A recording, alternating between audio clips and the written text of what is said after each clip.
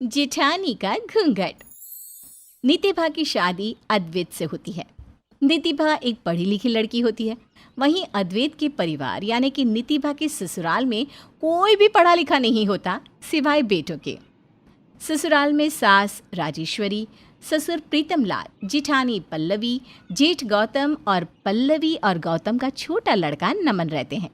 जैसे ही नितिभा ससुराल में आती है वैसे ही वो देखती है कि सभी जिठानी पल्लवी पर बहुत अत्याचार कर रहे हैं और वो 24 घंटे बस घूंघट ओढ़े ही रहती है। अरे ओ बैल बुद्धि बहू, अरे सिल बट्टे पे ठीक से मसाले कूटती नहीं क्या? जरा भी स्वाद नहीं आता आजकल की बनी सब्जियों में। मूड ऑफ कर देती है ये औरत। जाओ जाकर मेरे लिए आलू के पराठे बना लो। इतने साल से इस घर में रह रही है फिर भी अकल नहीं आई अब तक। बड़ी बहू होने के नाम पे कुछ नहीं हो तुम। और खबरदार जो घूंघट हटाया तो। ये देखकर नितिभा भी अपना घूंघट ओढ़ लेती है और कहती है, ससुर जी आलू का मसाला बनाकर रखा है, मैं आपके लिए गर्मा गर्म पराठे बनाकर लाती हूँ, ठीक है? अरे निधि बहू, तुमने क्यों ये घूंघट ओढ़ लिया? अरे तुम्हें पराठे बनाने की कोई ज़रूरत नहीं है, पल्लवी बहू है। बेटा तुम पढ़ी लिखी हो, तुम में और पल्लवी बहू में मानो ज़मीन आसमान का फ़र्क है। तुम ये घूंघट हटा दो। राजेश्वरी जाओ, छोटी बहू का घूंघट हटा दो। राजेश्वरी नितिभा के पास जाती है और अपने हाथों से उसका घूंघट हटा देती है।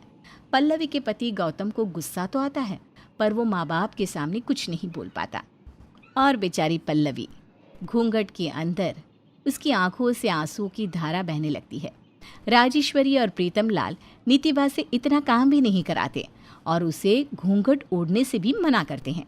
वहीं दूसरी तरफ पल्लवी से वो बहुत सख्ती से पेश आते। अद्वैत, ये तो गलत है ना? सासू माँ और ससुर जी पल्लवी दीदी और मुझ में कितना भेदभाव कर रहे हैं।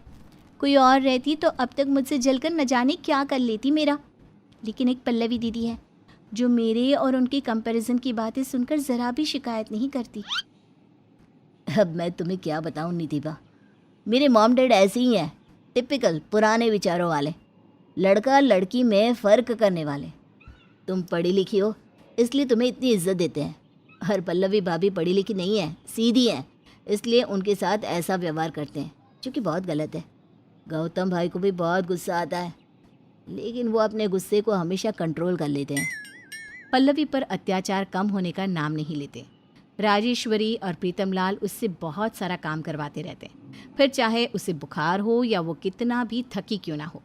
घर को संभालना, नमन की परवरिश, गौतम की देखरेख, न जाने कितनी सारी जिम्मेदारियों की गठरी लेकर चलती पल्लवी। सबको खाना परोसती और फिर बाद में खुद खाती।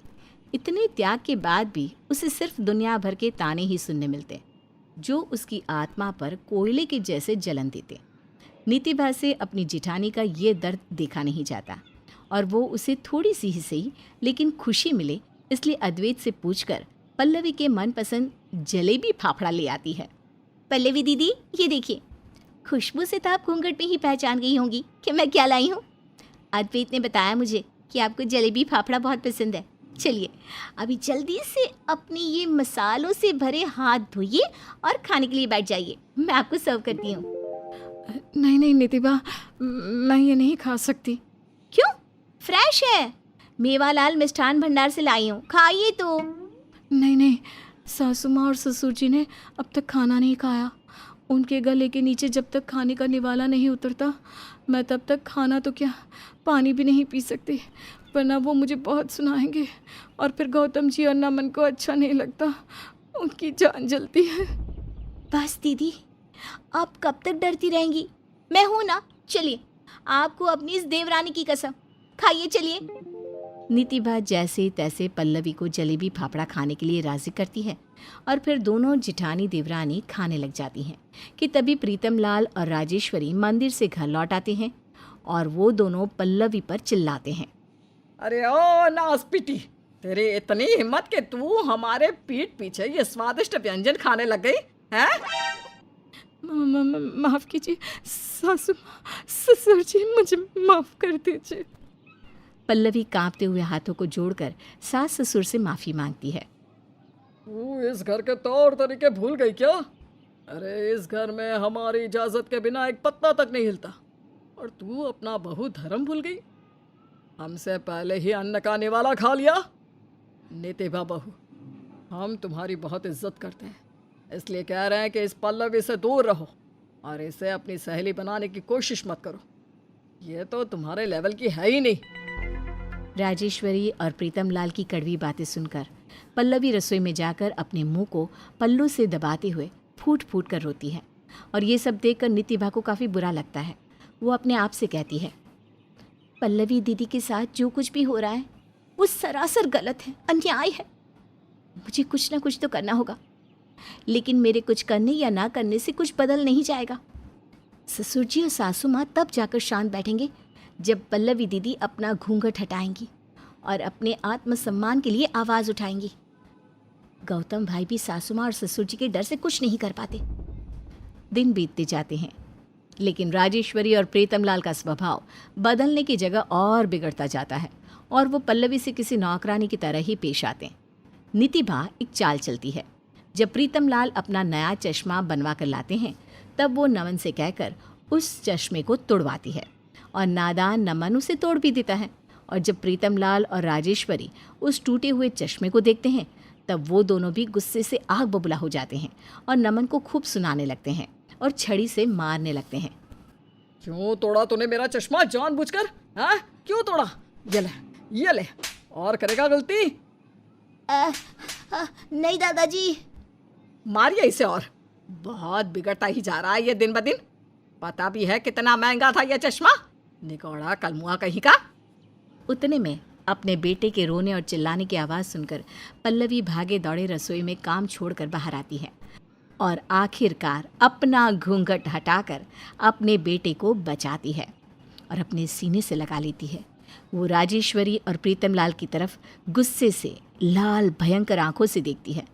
इतना गुस्सा कि सामने वाले की रूह कांप उठे और एकदम जोरदार तेज आवाज़ में चिल्लाती है, बस, हाँ, आप दोनों अपने आप को समझते क्या हो? हाँ, एक माँ खुद पे बर्दाश्त कर लेगी, लेकिन अपने बेटे पे नहीं, अपने संतान पे नहीं। मेरे कलेजे के टुकड़े को हाथ लगाने की हिम्मत भी कैसे की आप दोनों ने? हाँ।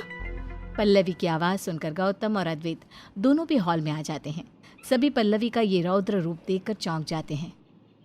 पल्लवी बहू, तुम चुप कीजिए, मुझे कुछ भी नहीं सुनना। अरे गलती क्या है मेरी? बस इतनी कि मैं पढ़ी लिखी नहीं हूँ।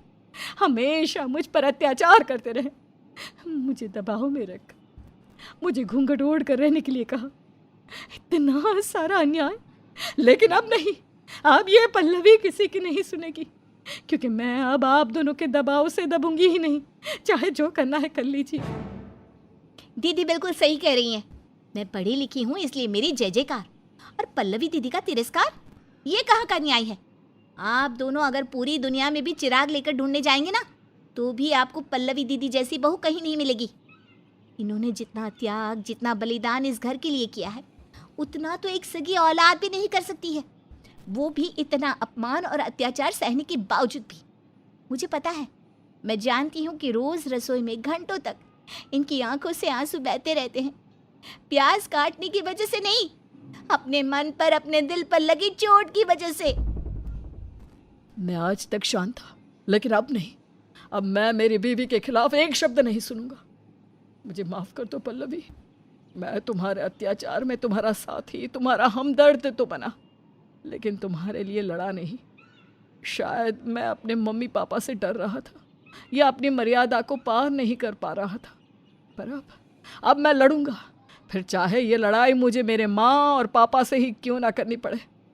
चलो पल्लवी, अपना, नमन का और मेरा सारा सामान पैक करो। हम ऐसे लोगों के साथ बिल्कुल नहीं रहेंगे जो इतने बुरे हैं। गौतम पल्लवी और नमन का हाथ पकड़कर उन्हें ले जा रही ही होता है कि तभी राजेश्वरी और प्रीतम लाल भावुक होकर सबसे माफ़ी मांगते हैं।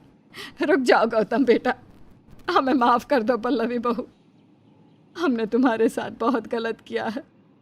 आज हमारी आंखों पर बंधी हुई पट्टी खुल गई है, हमें एक आखिरी मौका दे दो। हाँ बेटा, हम तुमसे विनती करते हैं, अपनी गलतियों का पश्चाताप करने का एक आखिरी मौका दे दो। हम फिर कभी भी तुम्हारे साथ वैसे पेश नहीं आएंगे।